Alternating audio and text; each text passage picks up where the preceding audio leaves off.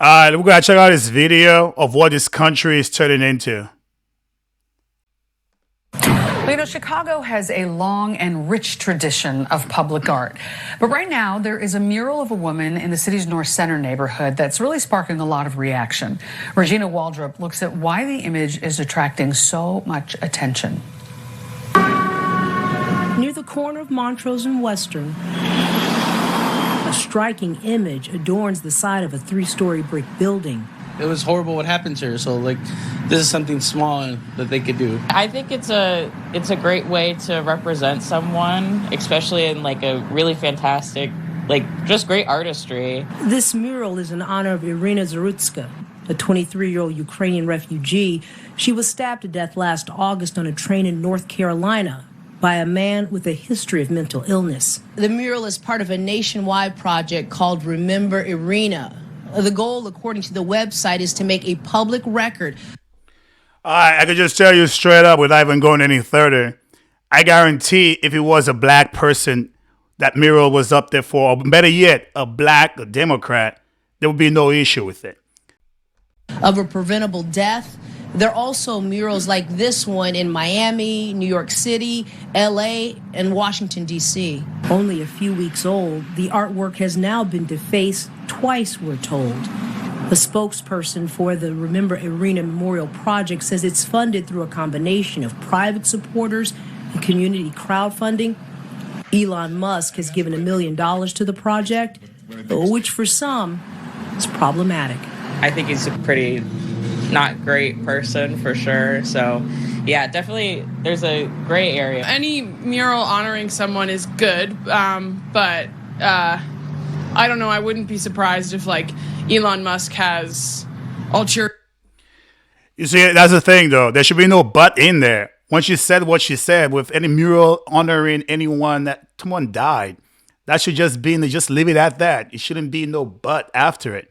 The whole idea of going to the but, now you just negate the whole thing she just said, the positive thing, a positive take on this. I think the issue that we're having is most people only think one way. If it doesn't really affect them, they don't really think about the other side into the way that they actually view things. Until it comes to someone close to them, near family members, or in the case of we had George Floyd, you had different cities, mayors. If you defamed it on the street, then you would have been charged. But now they're defaming that same poster, but no one really cares too much about it. All right, guys. So without any further, we're about to look into Robbie's take on how he sees this. I'm confused, and I'm not the only one. The mural is coming down because it doesn't reflect the city's values, the Democratic politicians say. Well, as Republican Chip Roy asks, I'm sorry, but what value does the mural not reflect? That this woman deserved to live and that her murder is a terrible tragedy that ought to have been prevented? That's a very good question, right? What values didn't really reflect? Shouldn't we all have morals in cities and in the country? When someone innocent died, shouldn't we all have the same mental capacity to kind of understand this and to be well, it was a tragic thing? I mean, the mindset is very out there. That there's a dark and disturbing irony in the fact that Zarutska was a refugee from Ukraine who had fled a war-torn country only to perish inside the U.S., one of the most prosperous and conflict-free places in the world, because of soft on-crime policies. I don't understand. Guys, I want you to imagine this too, right? I mean, I'm an immigrant, but could you imagine you were fleeing a war zone to come to the state and then die under such circumstances? I mean, I had friends who were in the military too, who came back to the States and then they would die with some drive-by shooting. That stuff really hurts. Just like you had the captain who died recently because someone shot him in the JROTC stuff.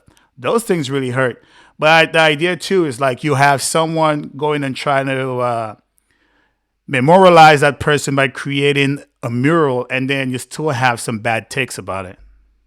And when George Floyd was killed by police, murals appeared in response. Major cities all over America. His death, which was wrongful, prompted a massive public reckoning with the criminal justice system.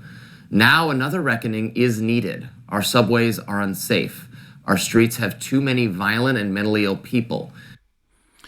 Yes, another reckoning is needed, but we know it's not going to happen because it's on the wrong side of history, right? If it was a Democrat or someone in the, I would say more or less Democrat that was killed and it had Democrat backing, there would be plenty of people in the streets, plenty of people in the streets.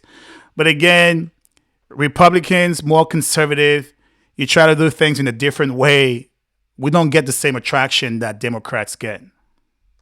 Innocent victims are suffering because of it. Are these facts that Blue City Democrats wish to deny? Is the face of Irina Zarutska a reminder to them that they've failed to implement policies that would make public transportation safer? That they coddle criminals and the violently insane because they don't want to face the truth that their governance has failed? David Morales said people in his city don't feel safe because of the mural. I would submit that most people don't feel safe because of violent, deranged criminals assaulting people on trains with impunity. Most people would have the same take. I have that same take. A mural will not make me feel unsafe. More or less driving in an area where you know that is crime ridden, or unsafe trains or busways where you know that the people who are riding on those things are homeless or like have some kind of mental illness. This is what I think makes people feel unsafe. Not a mural like honoring someone who have died. I mean, the mindset is crazy. Very few people feel unsafe because a mural pointed out some inconvenient truths that I guess leftists hold. They don't feel unsafe at all. They feel offended that someone is calling them out. By the way, so much for the idea that Democrats are against censorship of art. So I truly don't understand what's the reason to take down this mural. Maybe you can help me out. I don't know who's offended by it. Memory of this poor woman who was horrifically killed. Obviously, there's not anything unique about that. People suffer violent crime, but the fact that it was captured on video and we saw it, it has stuck with many Americans. It stuck with me. It was the same time period as around Charlie Kirk's assassination. So there was a lot of, I think, grappling with violence we were going through at the time, but it stuck with me, and it's a horrible thing. And it infuriates many Americans that the assailant, 14 arrests. You'd think by that time we would be doing more to have such a person locked up for good. Should that person should not still be participating in the society at 14 arrests? Don't you think? I think so. I was combing through the story, listening to the news reports, trying to find some common sense of what they were talking about, but it's the wrong answer. This is the wrong response. All right, we finally have a Democrat. Like, if everybody thought like this in a time of a tragedy, that would make sense. Common sense approach, right? It doesn't matter what color of the skin the person is, black, white, Asian, brown. It doesn't matter. If someone died in a tragedy, we should all have common sense and common sense approach into the mindset of like, it took 14 arrests. 14 times this guy have been arrested and been placed out. I'm not advocating that everybody just be arrested on what bad situations and stuff of that nature. But 14 times, that tells you something about that individual. Most likely, he does not belong in enjoying the fruits of the labors of regular citizens. He should be in prison. All right, guys, please like, subscribe, comment, and share this video.